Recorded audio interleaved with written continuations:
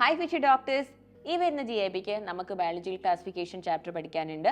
അതിൽ നിങ്ങൾക്ക് ഏറ്റവും ബുദ്ധിമുട്ട് എന്താണ്? എക്സാമ്പിൾസ് ഓർത്തിരിക്കാനാണ്. അപ്പോൾ അതിൽ നമ്മൾ ഒരുപാട് 5 കിങ്ഡം ക്ലാസിഫിക്കേഷൻ പഠിക്കുന്നുണ്ട്. നമ്മൾ അതിൽ ഫംഗസ് പഠിക്കുന്നുണ്ട്. Kingdom fungi. ഫഞ്ചൈയിലെ എക്സാമ്പിൾസ് ഓർത്തിരിക്കാനാണ് എല്ലാവർക്കും ഒരുവിധം ബുദ്ധിമുട്ട് അല്ലേ?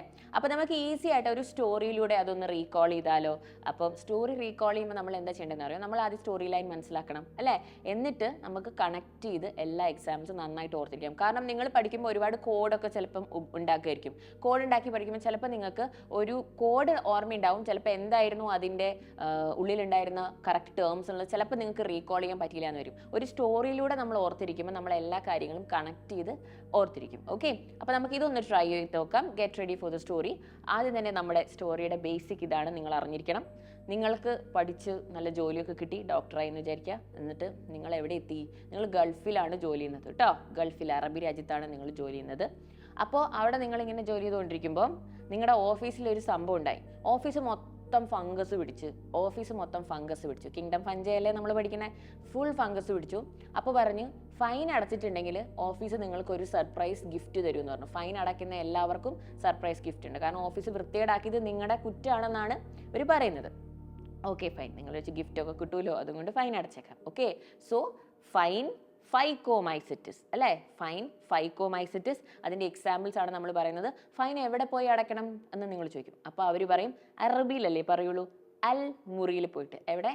അൽ ഫത്തലു എന്ന് പറയുന്ന പോലെ അൽ മുറിയിൽ പോയിട്ട് അടയ്ക്കണം എന്ന് പറയും. So al for Albugo, mu for Mucor and rhi for Rhizopus. മുറിയുടെ റീ ഫോർ റൈസോപ്പസ്. ഓക്കെ, അപ്പോൾ അത് മൂന്നുമാണ് ഫൈക്കോമൈസിറ്റീസിലെ നമ്മുടെ എക്സാമ്പിൾസ്. അപ്പോൾ നിങ്ങൾ ഈ അൽ മുറിയിലേക്ക് ഫീസ് അടയ്ക്കാൻ വേണ്ടി ചെല്ലുമ്പോൾ അതാ നിങ്ങളുടെ കൂടെ പണ്ട് പഠിച്ച ഒരു സുന്ദരിയായ കുട്ടി അവിടെ ഇരിക്കുന്നു. ഓക്കെ, ആ ഓഫീസറായിട്ട് അവിടെ ഇരിക്കുകയാണ്, ഫൈൻ കളക്ടിങ് ഓഫീസറായിട്ട്. ആ കുട്ടി നിങ്ങളോടൊപ്പം കാണുമ്പോഴേ ഇത് നീ അല്ലേ എന്ന് പറഞ്ഞിട്ട് നിങ്ങളോട് ആസ്ക് ചെയ്യും. ആസ്കോമൈസിറ്റിസ്. എന്താണ് ആസ്ക് ചെയ്യുന്നത്? എന്താണ് ചോദിക്കുന്നത്? അല്ല, നീ ഫസ്റ്റ് ഇയറിൽ ഞങ്ങളുടെ ക്ലാസ്സിൽ വന്നിട്ട് പെൻസിലൊക്കെ ഒടിച്ച് ആകെ പ്രശ്നമാക്കിയ ആളല്ലേ എന്ന് ചോദിക്കും. ഓക്കെ, എന്ത് ചോദിക്കും?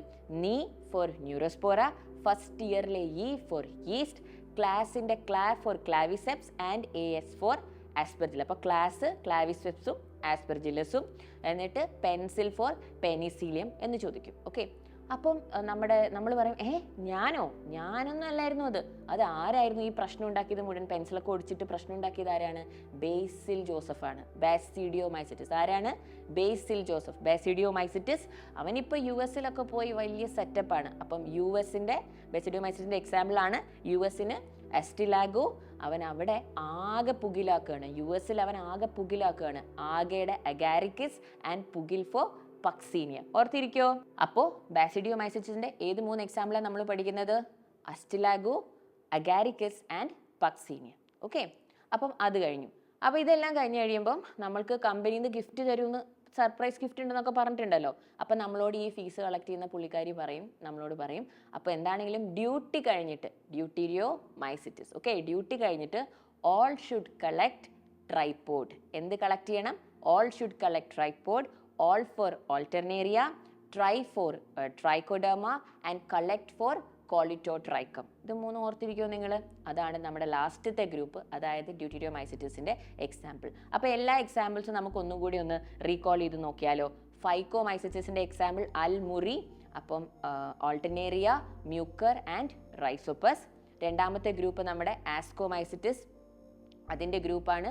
അതിൻ്റെ കുറച്ചധികം എക്സാമ്പിൾസ് ഉണ്ട്, അതായത് ന്യൂറോസ്പോറ, ഈസ്റ്റ്, പെനിസീലിയം, ക്ലാവിസെപ്സ്, ആസ്പെർജില്ലസ്. പിന്നെയുള്ള ഗ്രൂപ്പാണ് ബാസിഡിയോമൈസിറ്റിസ്. അതിൻ്റെ എക്സാമ്പിൾസ് ആണ് നമ്മുടെ മഷ്റൂംസും ഇവരൊക്കെയുള്ള ഗ്രൂപ്പ് അല്ലേ, നമ്മുടെ ഫേവറേറ്റ് ഗ്രൂപ്പ്. അപ്പോൾ അതിലുള്ള എക്സാമ്പിൾസ് ആണ് അസ്റ്റിലാഗോ, പക്സീനിയ ആൻഡ് അഗാരിക്കസ്. പിന്നെ നമ്മുടെ 4ാമത്തെ ഗ്രൂപ്പാണ് ഡ്യൂട്ടീരിയോമൈസിറ്റിസ്.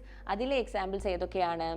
ഓൾട്ടർനേറിയ, കോളിറ്റോട്രൈക്കം ആൻഡ് ട്രൈക്കോഡെർമ. ഇത് 3 നമുക്ക് സ്റ്റോറിയിലൂടെ ഈസി ആയിട്ട് ഓർത്തിരിക്കാൻ പറ്റും. ഇങ്ങനെയുള്ള സ്റ്റോറിയൊക്കെ നിങ്ങൾക്ക് ഇഷ്ടമാണോ?